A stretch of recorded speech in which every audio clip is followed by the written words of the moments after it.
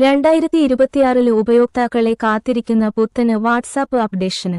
WhatsApp ഉപയോഗിക്കാത്തവർ ഈ ഭൂലോകത്ത് ചുരുക്കമാണ്. ഇന്ത്യയിലാണ് വാട്സാപ്പിന് ഏറ്റവും കൂടുതൽ ഉപയോക്താക്കളുള്ളത്.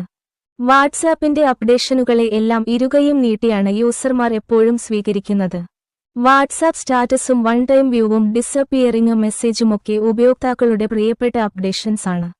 ഇപ്പോൾ ജിഫുകളുമായി ബന്ധപ്പെട്ട പുത്തൻ അപ്ഡേറ്റിനെക്കുറിച്ചുള്ള വാർത്തകളാണ് പുറത്തുവരുന്നത്. കമ്പനിക്ക് ജിഫുകൾ ഇനി ലഭിക്കാൻ പോകുന്നത് ക്ലിപ്പിയിൽ നിന്നാണ്. ജിഫ് കീബോർഡിൽ മാത്രമല്ല, ഇവ അയക്കുന്നതിലും ഡിസ്പ്ലേ ചെയ്യുന്നതിലും മുഴുവനായി വലിയ മാറ്റമാണ് ഉണ്ടാകുന്നതെന്നാണ് റിപ്പോർട്ടുകൾ വ്യക്തമാക്കുന്നത്.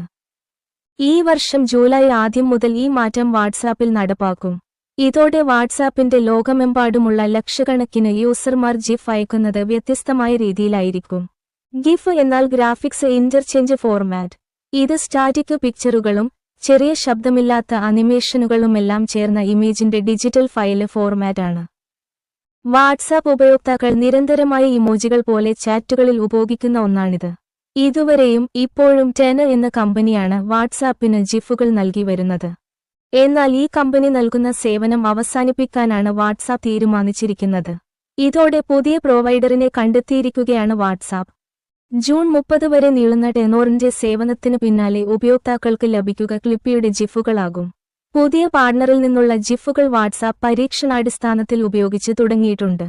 iOSന്റെ വാട്സാപ്പ് ബീറ്റ 26.2.10.70 വേർഷനിൽ ഈ ജിഫുകൾ കാണാൻ കഴിയും. പ്ലാറ്റ്ഫോമിൽ ജിഫ് എങ്ങനെ സെർച്ച് ചെയ്യാം എന്ന കാര്യത്തിലും മാറ്റം കൊണ്ടുവരികയാണെന്നാണ് വിവരം. 2 കോളം എന്ന രീതി ഒഴിവാക്കി ജിഫ് കീബോർഡ് ഇനി ഡിസ്പ്ലേ ചെയ്യുക 3 ആയിട്ടാകും. ഇത് സെർച്ച് എളുപ്പത്തിലാക്കുകയും ചെയ്യും.